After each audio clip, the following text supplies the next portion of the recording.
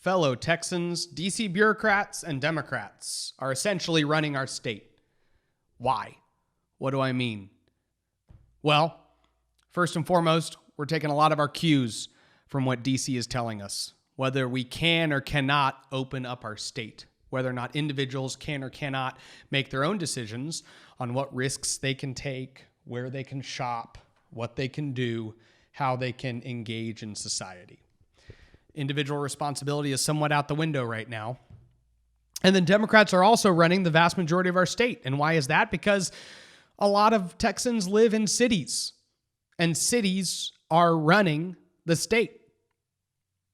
You know, this last week, honestly, this is a time in which I've seen more criticism levied on our governor than ever before. Our governor generally avoids conflict. He avoids controversy. He's a very cautious individual. And that's something that I'm saying most political observers would say that about Governor Greg Abbott, that he's somebody who tries to avoid ticking anybody off unnecessarily. And that's honestly a good trait for most individuals to have. And so as a elected official, he has tried to avoid taking positions that would create more enemies than absolutely necessary. And last week, he was in a position to have to make a decision that would anger one group of people, because there are some Texans who want Texas to just stay on lockdown. Everybody stay home. And there are other Texans who say, I'd like to start living my life again. And I'd like to do so responsibly. And I'd like to do so safely. And I'd like to do so at my own risk. Are you going to let me make my own decisions? And Governor Abbott had a press conference in which he announced that he was not ready to let Texans make their own decisions. He was not ready to let Texans decide how to engage in society. And he instead was going to continue to act as the sole decision maker for how you are allowed to live your life. And that's just a dangerous precedent to set. I think I've said this before, but I love that our founding fathers actually asked themselves the question before they took any action or gave themselves any power: would the most evil among us be okay still in this position? Would our nation be able to survive? How can we limit it so that the bad guy, when he has the power, doesn't abuse it? What checks and balances can we put in on ourselves? Not on him, not on the bad guy, but on ourselves. So bureaucrats and Democrats are essentially running our state. So today, last night I went to my local Home Depot in New Braunfels, and I've been there every couple days. And they don't have the tile. Most of my condo is tiled, but there's a little part in the master bathroom in the closet that is not. And so my wife and I decided, hey, let's tile that while we're all trapped at home because the governor won't let us go live our lives. And so I go to Home Depot and look, and they don't have my tile. And they say there's this one other Home Depot in San Antonio that has your tile. So I go there this morning, and I step out of my car, and then I'm like, crap, I don't have a covering over my face. And I don't know if you know this, but that's mandated now in this city of San Antonio, which is why Democrats are running our state. So the city of San Antonio says, if you don't wear a mask, we can fine you $1,000. So I have to go back, and I'm like, well, I'm not going to drive all the way home to drive all the way back. I got to figure out. So I look back, and I have this big towel in the bottom of my car. Don't think my car is like really dirty, by the way, for those of you. It's not that dirty of a car, I promise. But I had this underneath my driver's seat. There's a towel. Now the thing is, it's a pretty big towel. Okay, it's not like, I don't know. It's a big enough towel, and it's thick. But it's all I had. So I tie this thing around myself, and I tuck it behind. I look like the Hunchback of Notre Dame, and I'm like, can't see because I'm breathing into my glasses, which is a public safety hazard, by the way, for those of you who don't know. And I'm sitting there going, this is absurd. So if you are the governor and you're letting all this happen, you're the one with the power to say it's not supposed to happen. The attorney general, the governor, all these different people are in power to say, hey, local governments, you're overstepping your bounds here. With his executive order, he could have done a preemption that says no regulation beyond what we are saying is appropriate should be passed in any local area. And he didn't, because I don't know if he's not wanting to have the fight with the cities right now, the counties, but there are tyrants. So there's a disagreement between the governor and local officials right now, just so y'all understand. Local officials want to control pretty much every aspect of your life once you walk out of your house. And the governor just wants to control a lot of your life, but not every aspect.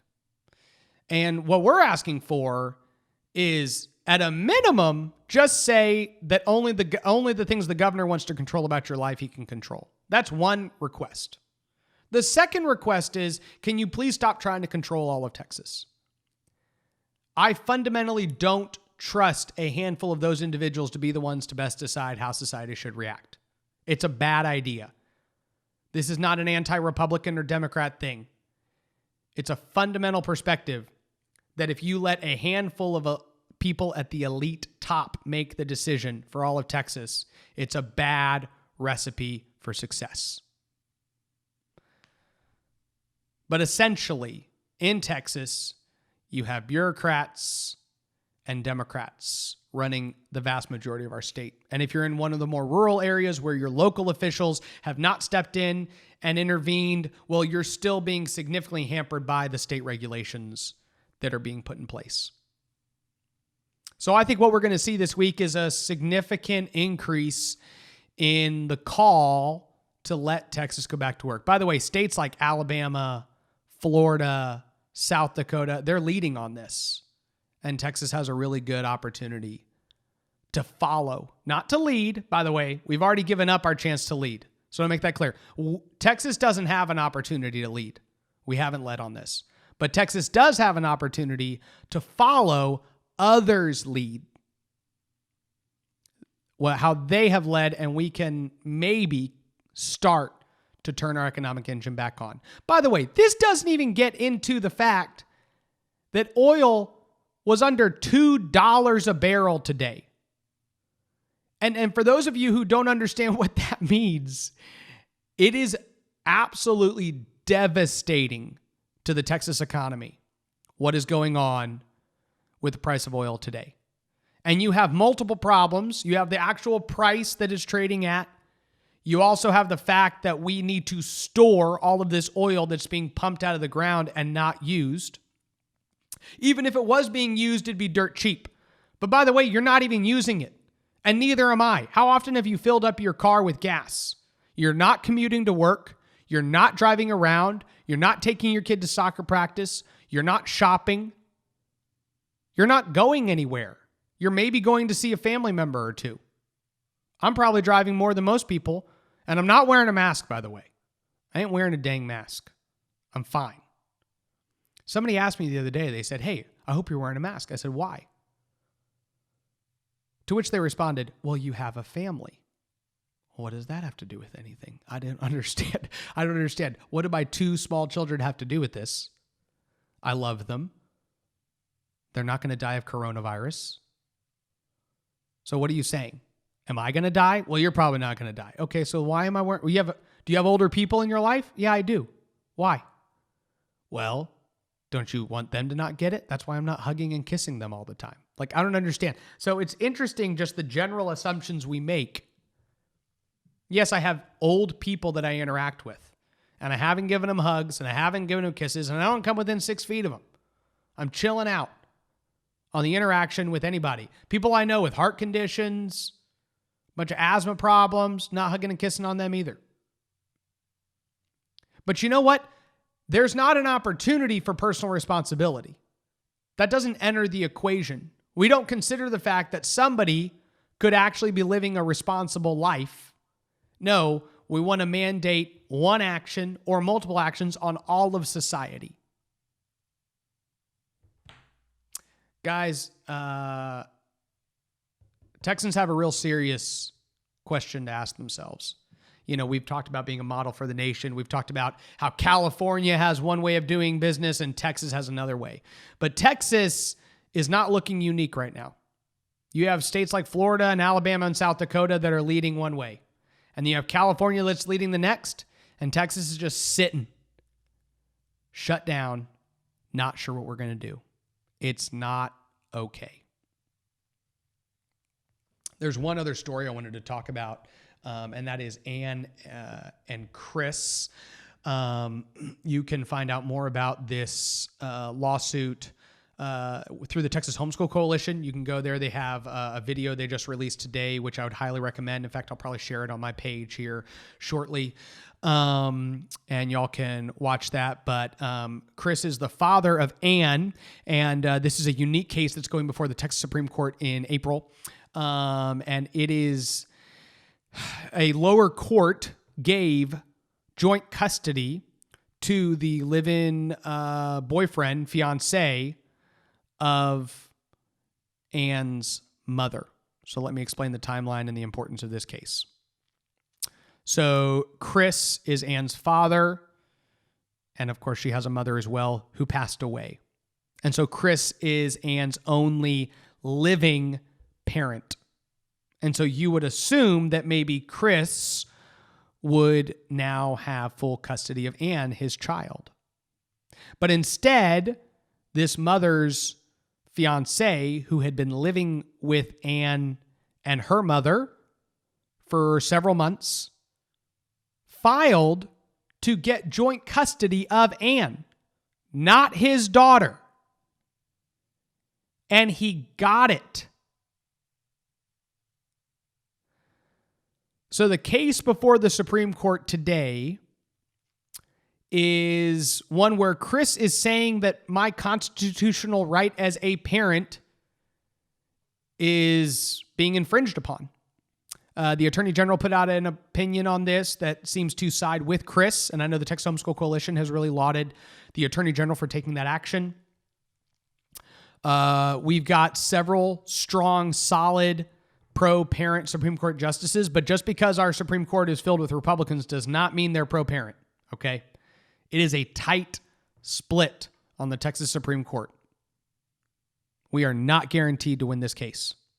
But if Chris does not win this case, it will set a precedent to allow non-parents parental rights in some sort or fashion, which would be absolutely devastating in this state. So if you want to know more about this, go to the Texas Homeschool Coalition's Facebook page, or you can go to their website, thsc.org, and I will link to some of the stories in what we release here. But in just a second, I'm actually going to play the audio and video of what THSC released. They released a video today, and so we're going to cut to that here so y'all can watch it. And then, like I said, I'll link to it in the story as well. So I'll let y'all listen to that. It's a story that I don't want any other parents, families to have to go through. It's a story that's important to Texans and other fit parents like myself. This all really began in July of 2018 when there was a very unfortunate accident where a 3-year-old little girl lost her mother. Within weeks, the maternal grandparents filed suit against the father seeking joint custody with him. And it wasn't very long after that the mother's fiance filed suit seeking the same thing. When she passed away, they'd been engaged for a few months. Since her mother's passing, my daughter has been living with me full time. It's been almost 2 years, and we were moving on. Essentially, the fiance is arguing that because he lived in the home with the child for a relatively short amount of time, that he should have an equal right to joint custody with the father. My daughter doesn't know him. She lived with him cumulatively under 6 months. I thought, as the biological father, I win, and we quickly learned that's not the case. Both the trial court and the appellate court have always found the father to be a fit parent. When the grandparents were kicked out by the Court of Appeals, it was because the grandparents couldn't prove that he was unfit. We have the support system in place for my daughter. She's stable and she's happy. She continues to see her maternal grandparents on a regular basis. My daughter has voiced her opinion and said that she loves me as her father, picking her up after school, picking her up after daycare, taking her to swim, taking her to ballet. She's already lost one parent. She wants to be with her other parent full time. It's disheartening to know that someone who hasn't been involved in her life to the extent I have been could potentially have rights to her. We are arguing that the trial judge violated the father's constitutional rights to parent, because he's a fit parent, when she awarded rights and possession to a non-parent over the father's objections. We're hoping that the Texas Supreme Court will rule in our favor and protect the rights of fit parents. It's an important case for Texas to really solidify parental rights. If we lose this case, it could have a devastating effect in Texas, because it would set the precedent that live-in boyfriends, nannies, roommates, anyone who happened to be living in the home with the child and had a relatively minimal role in their life can sue for custody and actually get rights and time with your child. Since she was in the womb, I would read to her, touch her mom's belly when she kicked. When she came out, I was one of the first people who got to hold her. First night she was born, she slept on my chest. She has a lot of my features, big cheeks, big smile. She's my daughter. She's my princess, my little bear. I'm gonna cry because of that little girl. She's my everything. She's worth fighting for. I don't want it to happen to any more families in Texas. It should end now. My only guilt is being a father to my daughter.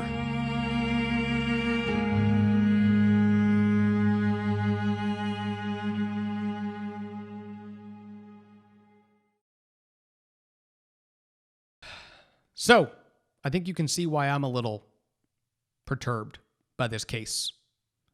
Chris is the only parent of this child. Therefore, he should be treated as the only parent legally of this child. End of story. Thank you so much for those of you who have continued to support the show. Please subscribe on whatever platform you're listening to this on. Like our Facebook page, subscribe to our YouTube channel, subscribe on Apple Podcasts, which is where I know a lot of you listen to this as well. Spotify, whatever it is. Follow, share it with your friends. We have got to build a coalition of Texans who are willing to fight for their right to make their own decisions, and to not be literally micromanaged by a Republican or a Democrat who decides they know what's best for all of Texans. That is not the Texas we live in. That's more like the California that we criticize. So let's not be like them. Thank you, guys. God bless you.